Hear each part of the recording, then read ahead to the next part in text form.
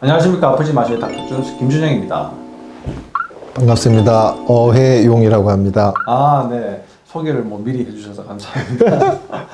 원장님은 이 시대의 최고의 난치병, 암을 보시는 분이시잖아요. 암치료. 네. 네. 그 암치료의 이제 경험, 그리고 이제 해오면서 이렇게 느끼셨던 환자들의 애환, 이런 이야기들을 오늘 좀 나눠보면 좋을 것 같고, 원장님의 그 노하우가 담겨져 있는 엑기스 강의를 한번 들어보는 시간도 마련하면 좋을 것 같습니다. 오늘 강의 준비되셨습니까? 열심히 준비했습니다. 네. 그러면 우선 강의를 한번 들어보시고, 그 다음 질문들을 이어가도록 하겠습니다.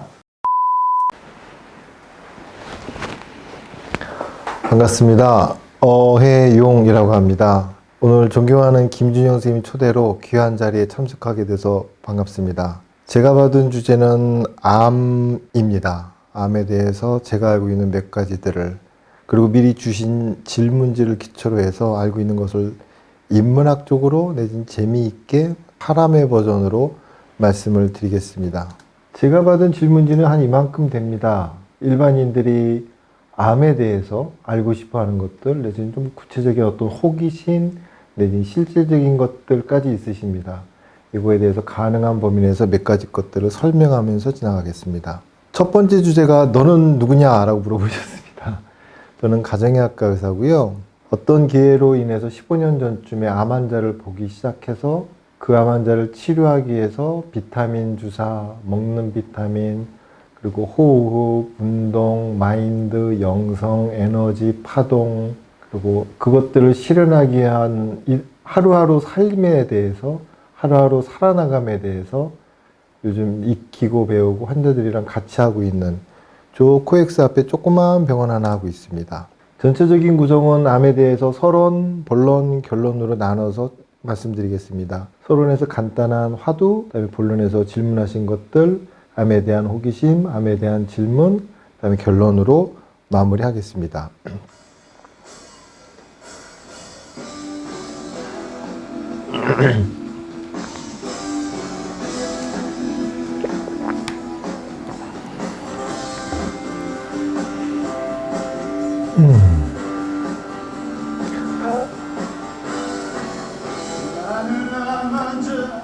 안치환이라는 가수입니다. 저희 때 굉장히 유명했던 운동권? 요즘은 뭐라 부르는지 모르겠습니다. 꽃이 사람보다 이쁘지 않고 사람이 더 이쁘다고 했던 사람인데 자기가 암이 걸린 모양이에요. 그래서 그 소회를 노래로 쭉 했습니다. 첫 번째 질문입니다. 사람들이 통계에 의하면 날이 갈수록 암이 많아지고 이러저러한 이유로 오래 살고 진단기술이 좋아지고 등등 해서 암의 유병률, 진단율이 점점 많아지는데, 그런 사람들이 암에 걸리면 어떤 선택을 할까? 어떤 길을 갈까? 궁금하시죠? 이젠 챗 GPT가 나왔습니다.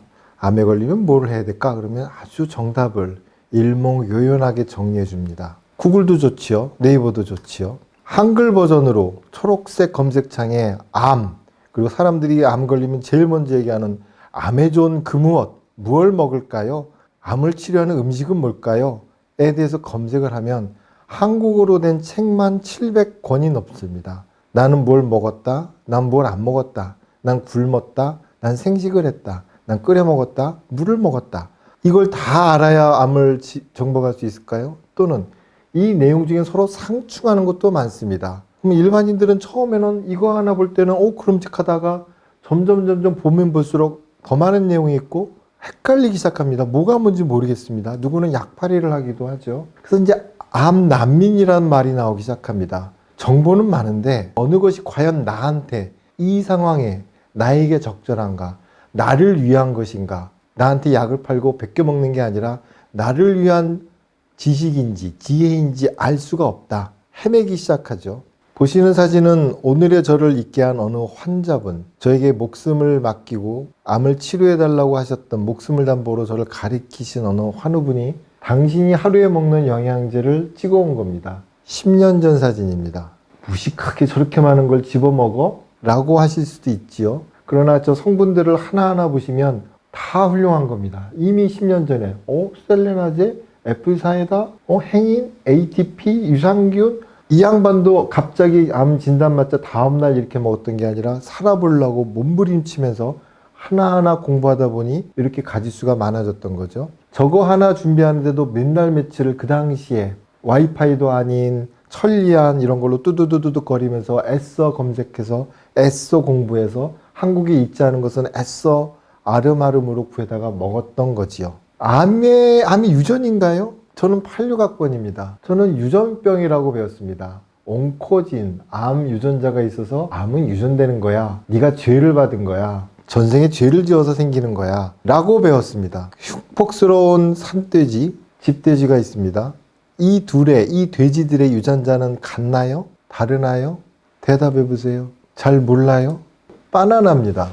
오늘 아침에도 먹었고 어제 아침에도 먹었더니 바나나인데 이 바나나를 사람이 먹으면 사람 몸을 이루고 원숭이가 먹으면 원숭이가 됩니다. 같은 바나나인데 왜 먹는 개체에 따라 달라지죠? 왜 결과가 다르죠? 우리 속담에 콩 심은데 콩 난단 말이 있어요. 당연하지. 팥 심은데 팥 나지. 당연한데 그렇지 않다. 콩 심은데 팥 난다. 팥 심은데 콩이 날 수도 있다라고 말한 과학자가 있습니다. 닥터 세이필드. 이제는 유명해졌죠. 초창기에는 그 옛날 갈릴레오가 그랬던 것처럼 지탄의 대상이었죠. 그가 쓴 책입니다. 대사질환으로서의 암. 암이 유전병이 아니라 전생에 죄를 진 게 아니라 조상 묘자리를 잘못 쓴 게 아니라 후생학적으로 태어나서 내가 살다가 내 몸의 살림살이를 내가 잘못해서 생긴 대사의 질환이다. 고혈압 당뇨처럼 대사의 질환이다. 저 두툼하고 어려운 책의 가장 핵심. 이제는 여러 군데서 여러분들이 말하는 그 한 장의 실험입니다. 보시기에 좋아 보이죠? 초록색은 정상세포, 정상핵, 정상 미토콘드리아. 미토콘드리아 그러면 어렵나요? 세포의 대사를 하는 것이 미토콘드리아. 빨간 놈은 암입니다. 암의 핵, 암의 씨앗, 암의 정보죠. 미토콘드리아 또는 미토콘드리아가 품고 있는 세포질, 암의 대사, 암의 살림살이.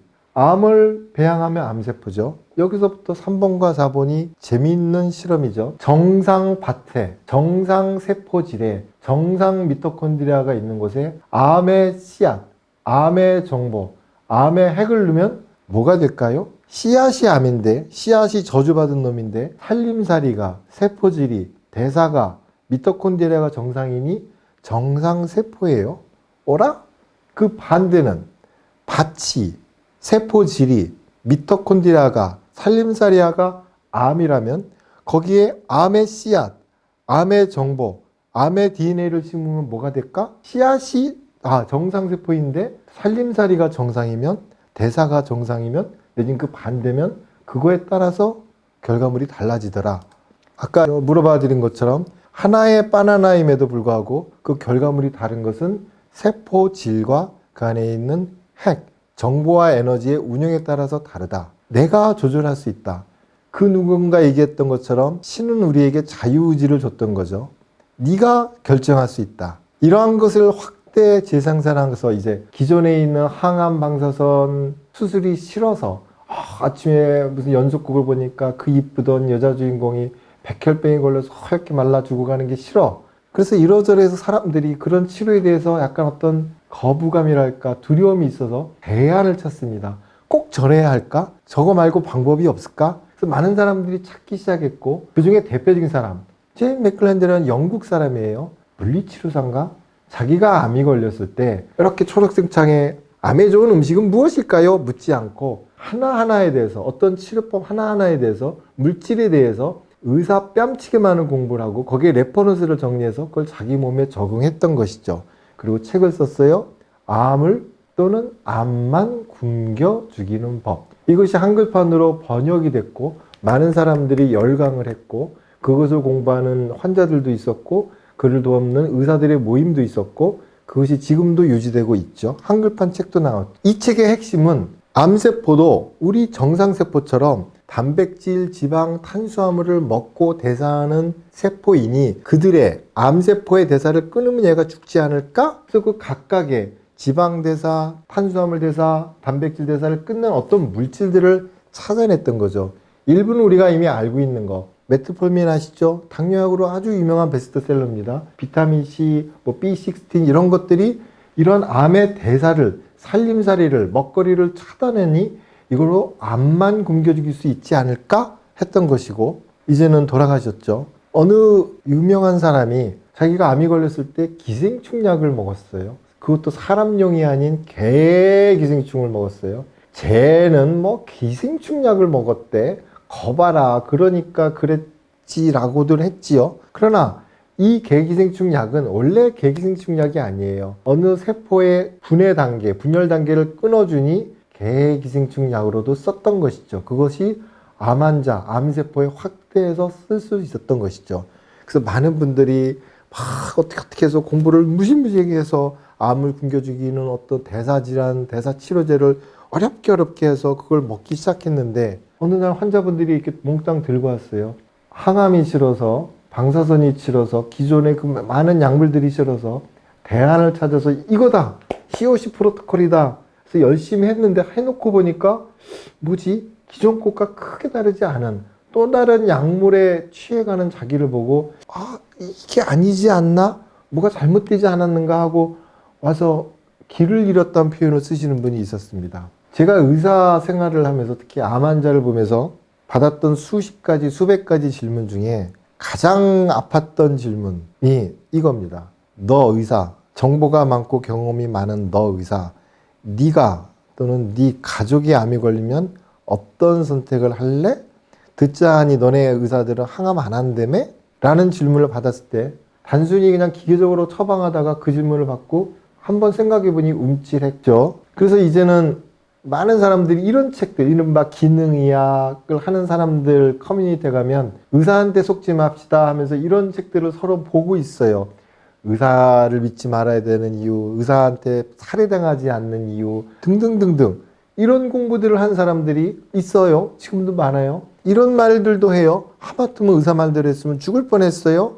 대체요법, 보완요법, 통합요법, 영양, 뭐라고 불러도 좋아요. 기존의 표준치료 내지는 현재 이 시점에서 받아들여지고 있는 상식적인 치료, 가로 열고 상식은 변해요, 가로 닫고, 수술, 항암, 방사선 이외의 그 모든 치료가 있는데 요즘 분들은 그 이외의 치료법들을 참 많이 하고 있습니다. 통계에 의하면 10중에 8, 9명은 이런 뭘 먹든지 온열을 하든지 차동을 하든지 산속으로 들어간지 무슨 절에 가서 똥뚝간에서 똥을 먹든지 그 어떤 방법이든지 뭔가를 하고 있고, 더 치명적이고 더 안타까운 것은 그들이 자기가 하고 있는 그 보완 치료에 대해서 자기의 주치의에게 말도 안 한다.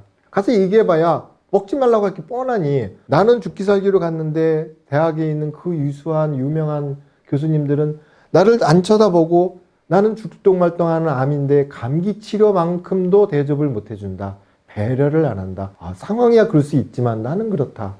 그래서 자기 주치의랑 얘기도 안 해요. 약 잘 드시죠? 예. 근데 안 먹고 딴 거 먹고 또 가고 이런 식의 일들 하죠. 그리하여 의사들은 어떤 항암 치료를 할까, 암이 걸리면 어떤 치료를 할까에 대한 논문도 몇 개가 나왔죠.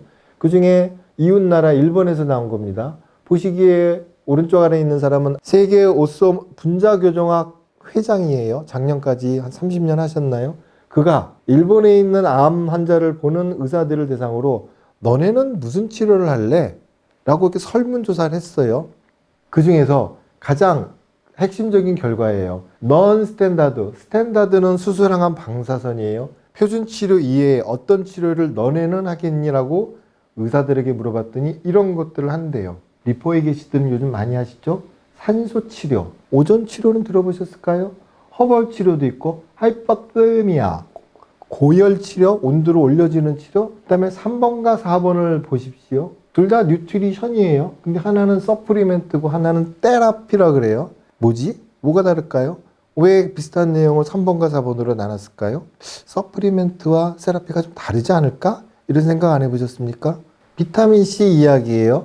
여기 계신 우리 영장류들은 비타민C를 생체 합성하지 못합니다. 이러저러한 이유로 진화하면서 살다 보니 파충류, 곤충류일 때는 비타민C를 스스로 만들다가 진화하는 과정에 몸 안에서 대사할 것들이 너무 많아지다 보니 생각도 해야 되겠어, 성장도 해야 되겠어, 유전도 해야 되겠어, 분화도 해야 되겠어 하고 많은 일들을 하다 보니 캐파가 넘어서서 어라 농경을 하다 보니까 뭐 열매가 열리네. 내가 비타민C를 만드는 것보다 저를 따먹는 게 아웃소싱 하는 게 좀 낫지 않을까? 라고 해서 비타민C를 만드는 효소를 선택 누락했어요. 그래서 우리는 비타민C를 먹어야 돼요. 안 먹으면 죽어요. 다음 질문으로 IVC와 메가도스의 차이점을 물어보셨습니다. IVC, 고용량 비타민C 정맥주사의 약점입니다. 메가도스, 입으로, 경구로 평소보다 좀 많은 양의 어떤 성분, 특히 비타민C를 먹는 걸 메가도스 한다고 합니다. 두 가지의 차이가 뭔가요? 라고 물어보셨습니다. 이것은 우리나라 과학자가 발표한 논문입니다. 세로축은 우리 피 속에 있는 비타민C의 농도입니다.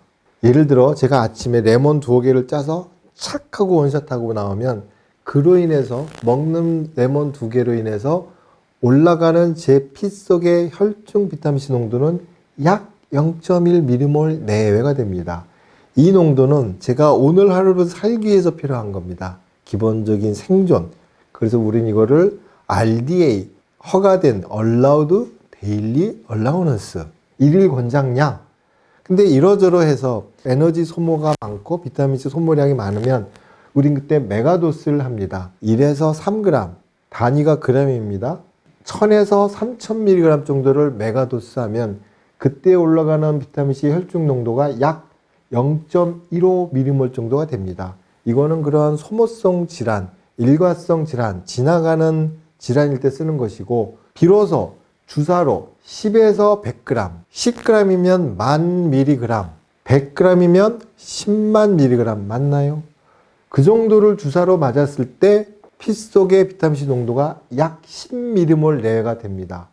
이 정도 돼야 이렇게 무식한 용량, 무식하다는 표현까지 썼을 때 그때 비로소 암세포가 이 비타민C 혈중 농도에 의해서 세포 독성 효과를 받아서 터집니다. 이때랑 이때랑은 얘기가 다른 겁니다. 이건 우리는 생리적인 용량, 피지올로지컬 비타민C 컨센트레이션, 생리적인 비타민C 농도, 일상적으로 쟁취되는 농도인이라고 하고, 이쪽 특정한 형태, 주사의 형태로 이렇게 많은 걸 줬을 때 올라가는 혈중 비타민C 농도를 우린 비로소 파마콜로지컬 비타민C 컨센트레이션, 양리학적인 비타민C 혈중 농도라 하고, 이때는 항산화 효과지만 이때는 그 반대 프로옥시단트, 산화 촉진 효과가 있어서 암세포가 이것에 의한 이렇게 무지무지 높은 비타민C에 의한 세포 독성 효과를 받습니다. 다행히 생스가 정상세포는 이거보다 훨씬 높은 비타민C 혈중 농도, 약 20mm몰 이상의 혈중 비타민C 농도일 때 비로소 정상세포는 이렇게 높은 비타민C에 의한 세포 독성 효과를 받아요? 우리가 아무리 많이 놔도 100 놓기 쉽지 않거든요. 그래서 이 두 가지 상황을 놓고서 고용량 비타민C는 암세포에 선택적으로 세포 독성 효과가 있어요? 라고 말하는 것이고, 이게 메가도스와 IVC의 차이이며 고용량 비타민C의 세포 독성 효과 메커니즘입니다. 다시 정리를 하면 이러저러해서 좀 많이 먹는 거, 적게는 1g, 많게는 100g, 100g, 10만 mg의 비타민C를 분말로 경구로 많이 먹는 것을 메가도스라고 하고, 주사의 형태로 10g, 20g, 50g, 100g, 심지어 200g의 주사를 비타민C를 정맥 주사로 주는 것을 IVC라고 하고, 이 두 개는 성분 비타민C 하나이나 두는 투여하는 경로에 따라 입이다 주사에 따라서 혈중 농도가 달라지고, 그로 인해서 여기는 항산화, 여기는 산화 촉진 효과가 다르다? 이렇게 얘기합니다. 다시 한번, 이건 제가 정리한 표예요. 그래서 생리적인 농도는 하루하루 생명 유지를 위해서 먹는 것, 레몬이 됐든 레모나가 됐든 고땡땡이 됐든 먹는 것이고, 좀 많이 먹는 것, 피로해요, 감기 걸렸어요, 그래서 메가도스 하는 것 4에서 100g까지는 소모성 질환, 어쩌다 가끔, 매일매일 먹으라는 얘기 안 했어요. 먹는 것이고, 얼만큼 먹어요? 장내 용량, 대장이 인내하는 용량까지 바울 토러런스 도즈, 무슨 소리냐면 1g, 2g 먹을 때 좀 뭐 부글부글 방귀가 좀 나는 것 같아요. 그래서 어느 이상 충분한 용량 이상을 먹으면 갑자기 설사가 나와요. 그 직전 용량까지 장이 먹다 못해서 좀 그 이상은 버려지는 그 순간을 장내 용량이라고 해요. 사람마다 그 장내 용량은 다르고 같은 사람도 상황에 따라 컨디션에 따라 장내 용량이 다릅니다. 그럼 변하는 것이고 주사 0.1g 체중당 100kg인 사람은 한 10g 맞는 게 뭐 로우 도즈. 암 환자들은 이만큼 kg당 1g의 비타민C 맞는 걸 고용량. 100kg인 사람은 100g, 50kg인 사람은 50g, 10kg짜리 애들은 10g 맞는 게 고용량 비타민C입니다. 그래서 2년 전 캐나다 밴쿠버에서 열렸던 학회예요. 이제 사람들이 기존의 표준 치료, 수술, 항암, 방사선 이외의 것들, 삶의 질. 아파본 사람은 그 삶의 질이 뭔지 압니다. 잘 먹고, 잘 자고, 잘 싸고, 내가 내 몸 건사하고, 그것들, 하루하루를 영위해가는 것들의 소중함을 너무나 잘 압니다. 그거를 도와주는 방법이 있지 않을까? 그리고 그거 이외에 기존 치료를 한다면, 표준 치료를 한다면, 수술, 항암, 방사선을 한다면 그 과정을 좀 잘 겪게, 부작용 없게, 효과는 좋게 할 수 있는 게 있지 않을까 하는 거와 세 번째, 이런 거 다 했어요. 그리고 암 환자들이 더 중요시 여기는 거, 처음 진단받았을 때보다 잘했음에도 불구하고 의해해서 재발됐어, 전이됐어 라는 말을 들으면 더 기분이 지옥 같습니다. 그거를 좀 피해보자, 예방해보자. 그래서 우리 몸에 있는 내지는 암세포를 둘러싸고 있는 미세 환경을 바꿔서 암의 재발과 전이를 최대한 좀 억제해보자. 이 세 가지 토픽으로 요즘 영양치료에 대한 많은 연구들이 진행되고 있고, 그런 영양치료의 성분들입니다. 가능한 성분들. 오른쪽은 아직 생소하실 수 있고, 보시기에 왼쪽은 많이 보던 건데 비타민C? 저거 배고프 주사 아니야? 나 셀레늄 알아. 뭐 브라질너트 먹으면 되는 거 아니야? B17은 뭐죠? 행인? 청산가리? 이런 것들을 그러니까 주사의 형태로 줄 수 있고, 심지어 오른쪽은 아직 우리나라에 소개도 안 되어 있고 있지도 않습니다. 커큐민 DCA, 비타민 K도 주사 형태가 있습니다. 여기도 또 한 번 나오죠. 아스코베이트, 비타민 C인데 굳이 인쇄 한 번 더 하고 잉크 더 쓰면서 로우 도즈와 하이 도즈를 갈라놨어요. 다르다는 얘기예요. 비타민 C를 하나이나 용량에 따라 다르다.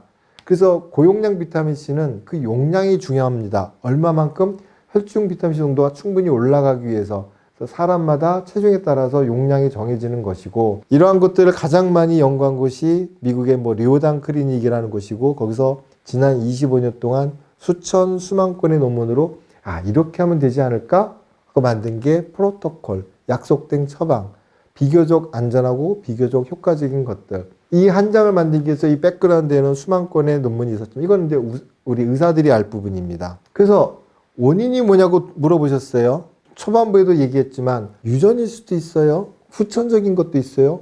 먹고 자고 싸는 거, 환경, 독소, 스트레스, 담배 많이 있어요. 그러나 이 원인에 따라서 후천적인 것들이에요. 얘기한 것처럼 후생 유전학이라는 이름으로 암의 유전자가 있어도 암이 안 생길 수 있고, 암 유전자가 없어도 암이 생길 수 있는 것이 요즘의 이야기이죠. 그래서 암은 왜 생기나요? 그래서 이런 것들을 조금씩 암 유전자에 대한 얘기가 바뀌고 있는 것이고, 주셨던 질문 중에 이런 게 있어요. 암마다 진행 시간이 다른가요? 이걸 설명하려면 이걸 얘기해야 되죠. 우리가 살아가다 보면 우리도 정밀한 기계이다 보니 어쩌다 가끔 불량품이 생겨요. 그게 하나의 암세포입니다.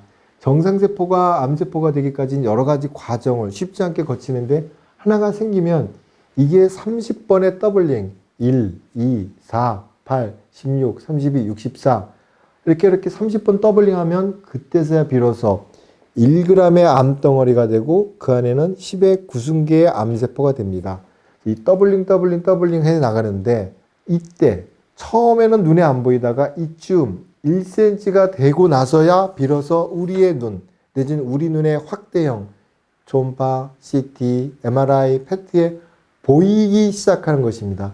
그 전날 생긴 게 아닙니다. 어저께 갔더니 암이 발견됐대요. 그 전날 생겼나요? 아니란 얘기죠.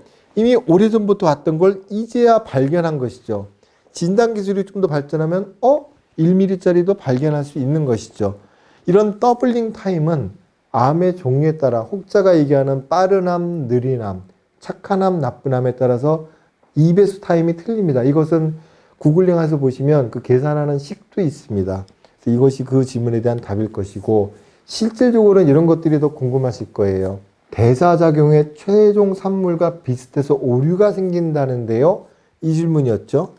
가끔 우리 암 환자 카페나 암 환자 동호회에 이런 걸 되게 많이 올랍니다. 비타민C 맞고 고혈당이 와서 인슐린 맞다가 저혈당 쪽으로 쓰러졌어요. 뭐 내지는 혈당이 왔다 갔다 했어요. 당뇨가 생긴 게 아니에요. 맨날 물어봐요. 비타민C는 우리 몸에서 6탄당에서부터 이렇게 분화해서 쭈쭈쭈쭈쭈 해서 비타민C 아스코베이트를 만드는데 요 몇 단계를 거칩니다. anyhow, 비타민C는 생긴 게 6탄당과 포도당과 구조적으로 같아요. 약간의 변형만 있을 뿐이죠. 하여 우리가 갖고 있는 혈당 측정기, 픽해서 혈당이 몇이하고 있는 그 혈당 측정기는 비타민C와 포도당을 감별하지 못해요. 이렇게 비타민 주사 맞기 전에 혈당 체크했더니 100이에요. 그건 순수한 비타민C가 아닌 혈당의 값이에요. 주사 맞고 혈당 체크했더니 500이 나왔어요. 그러면 100은 포도당이고 나머지 400은 비타민C 때문에 올라간 거예요. 혈당이 올라간 게 아닙니다. 그러니 그러한 혼돈을 피하기 위해서는 차라리 비타민C 맞거나 먹는 날에는 혈당 측정을 안 하시는 게 차라리 낫습니다. 물론 이걸 역으로 이용해서 혈당 측정기 가지고서 혈중 비타민C 농도를 역으로 추측하기도 합니다. 고용량 비타민C 내지는 메가도스 하면 부작용이 뭐냐고 물어보십니다. 부작용. 고용량 맞고서 이러저러한 후달렸어, 갈증이 났어, 혈당이 낮아졌어, 내지는 암 수치가 바뀌었나 봐요. 이렇게 오해, 확대 해석들이 굉장히 많죠. 이런 질문들을 받고서 거기에 대한 합당한 올바른 증거를 제시하는 과정에서 느낀 것은 암 환자분들이 내지는 사람들이 항암 주사 맞고 머리털 쑥쑥 빠지고 피똥 싸는 건 그럴 수 있다고 생각해요. 근데 비타민C 주사 맞고 좀 갈증이 나고 좀 약간 어지러운 것은 있어서는 안 될 일처럼 생각을 하십니다. 그건 요즘 와서 생각하건데 인식의 차이인 것 같아요. 암에 걸리면 사람들이 참 많은 것들을 궁금해해요. 궁금하지. 보통 일이 아닌 것을. 돈도 돈이고 상황도 그렇고 목숨을 건 일인데 그 모든 것이 명료해야 되겠고 기회비용이 많지 않으니까 많은 것들을 해결하고 싶어 해요. 이렇게 많은 질문들을 합니다. 그래서 결론적으로 저는 비타민C 치료만 15년째 하고 있는데 그러한 돌이 생긴다, 혈당이 높아진다 그런 건 다 큰 문제. 비타민C를 맞고 얻을 수 있는 이득에 비하면 거의 무시해도 됩니다. 다만 그렇다고 닥치고 마저 할 수는 없는 것입니다. 하여 좀 편안하게 이 약 맞을 거 안전하게 비타민C를 맞기 위한 몇 가지 조치들이 있습니다. 주사 맞는 게 한 90분 이상 걸리고 주사 맞는 부피만 500에서 7, 800이 되니 주사 꽂은 채로 왔다 갔다 하기 쉽지 않으니까 미리 소변 보세요. 주사 맞으면서 그 약성이 꽤 있습니다. 냄새도 약간 코에서 돌면서 비릿할 수도 있고 미지꺼울 수도 있어요. 더군다나 암 환자들이어서 더욱 예민할 수 있으니 그럴 때는 눕지 말고 약간 상체를 세우는 게 편안합니다. 맞으시는 것이 그 주사액의 오스몰라리티, 농도 내진 소금기가 상당히 높아서 맞을 때 약간 쩌리쩌리 아플 수 있어요.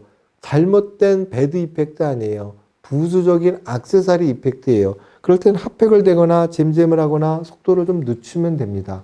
그렇게 고농도의 것들을 맞고 나면 몸에서 많은 변화가 있어서 물르는 가시지 않는 갈증이 생깁니다. 잘못된 거 아니에요. 그럴 수 있어요. 그게 지나면 몸에서 많은 변화가 긍정적으로 생깁니다.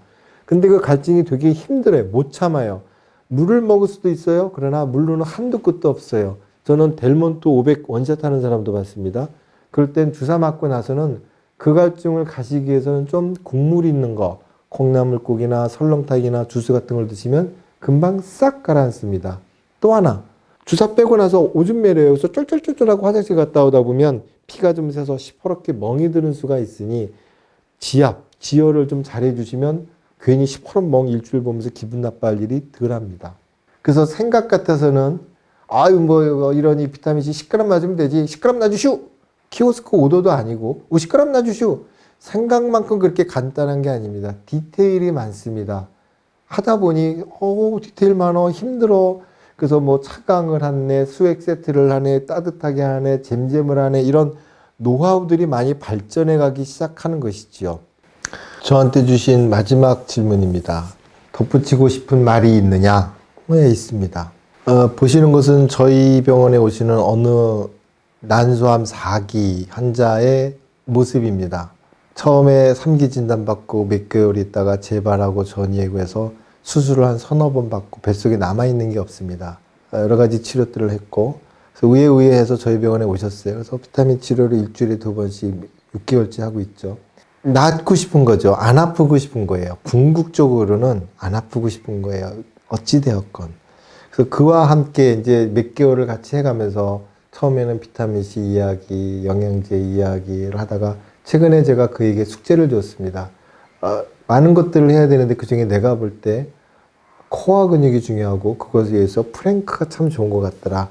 너에게 숙제를 준다. 하루도 빼지 말고 10초 이상씩을 해라. 그리고 가능하다면 1초씩이라도 늘려라. 그러면 매일 저한테 톡이 왔어요. 오늘 프랭크 몇 초함. 오늘 8일차 프랭크 30초. 프랭크 30차 몇 초. 그가 했던 말이에요. 40일 지내서 5분인가로 갔어요. 그게 뭐 별거 있나요? 그러나 그걸 해냈다는 거. 그리고 하고 나면 뭔가 좀 담대해지고 뱃속이 따뜻해지고 땀이 빠질라면서 어디 가서 온열 치료한 것보다 어디 가서 핫팩된 것보다 어디 가서 무슨 뭐 찜질한 것보다 훨씬 더 뿌듯하고 담대해지고 그런 자기가 해낸 자기가 이래도 괜찮겠구나. 아파도 괜찮을 수 있겠다. 이대로도 나쁘지 않겠다라는 생각이 들기 시작하는 것이죠. 그래서 이제 그런 분들이 몇 분 계셔요. 정말 숙제해 준 것을 성실히 하신 분들. 여수에서 일주일에 2번씩 지난 겨울에 올라오셨던 분의 톡에 아들이 톡을 했어요. 제가 냈던 프랭크, 어떤 운동, 호흡, 매일매일 3개월씩 하고 나더니 어느 순간 뽀얘지고 암환자 같지 않고 새롭게 삶을 살고 있는 엄마를 보는 기쁨이 있었다라고 하지요. 그런 분들의 차트예요. 저희 무슨 프로그램 쓰니까 여수에서 월화 부정이었나요? 목금 지금도 오고 있죠. 해내는 것. 그도 노력을 했지만 우리도 그에게 안전하게 효과를 위해 치료를 하기 위해서 참 많은 것들 디테일이 많죠. 안 아프게 편안하게. 이거는 어느 고등학교 선생님 유방암 환자의 팔입니다. 한쪽을 수술했기에 다른 쪽으로만 이 자리로만 이 당시 총 300번의 주사를 일주일에 2번씩 지긋지긋 할 수 있죠. 저도 어쩌다 맞지만 참 주사 맞는 게 싫어요. 맞은 그램 수를 보시겠습니까? 1, 2, 100, 1000, 10,000g. 1000ml 아니에요. 10,000g의 비타민C를 여기를 통해서 맞고 있어요. 그리고 이런 분들 이렇게 살아보겠다고 병원 앞에 집을 얻으신 분도 있죠. 그래서 이제 환자분들이 이렇게 저를 찾아오시는 것은 비타민 주사도 있지만 아프기 싫고 좀 다른 길을 좀 보여주지 않으련 15년의 경험값이 있으니 네가 알고 있는 걸 펼쳐 보여봐. 그래서 전 요즘 환자들이랑 하는 얘기는 비타민도 비타민이지만 오실 때마다 숙제를 드릴 거예요. 그걸 해내시면 그 다음 버전을 나가겠습니다. 그들이 원하는 게 말로는 치유라고 해요. 치료랑은 좀 다른 것 같죠, 감이? 치유. 자연인인 것 같고, 지속 가능한 것 같고, 그러나 그 생각만큼 뭘 먹거나 뭘 사거나 팔찌를 사거나 돌침대를 사거나 어디 가서 2억 원짜리 뭘 맞거나 하는 것보다 내가 이 병을 왜 걸렸는지, 내가 후천적이라며, 내가 죄를 지은 게 아니라며, 전생에 뭐가 잘못한 게 아니라며, 내가 내 살림살이를 잘못했다며, 그걸 바꾸는 과정들, 그 하루하루를 해내는 과정들을 저는 요즘 같이 해주고 있는 게 제 잡이고 제 보람입니다. 그래서 드리고 싶은 이야기는 비타민, 무엇이든지 좋아요. 그러나 하루하루를 밀고 나가는 것들. 그래서 먹는 문제, 얼마나 많아요. 뭘 먹어야, 뭘 먹지 말아야, 자는 문제, 어떻게 자야 되는지, 멜라토닌을 먹니, 많이, 수면 환경은 어떡하니, 운동은 뭐하니, 똥은 어떻게 싸니, 이런 것들 하나하나에 대해서 같이 이야기해 나가는 것들. 그래서 그걸 치유의 길이라고 생각을 하고 우리 인간에게 주어진 길이라고 저는 요즘 생각을 하고 제 의사로서의 소명을 요즘 하고 있습니다. 감사합니다.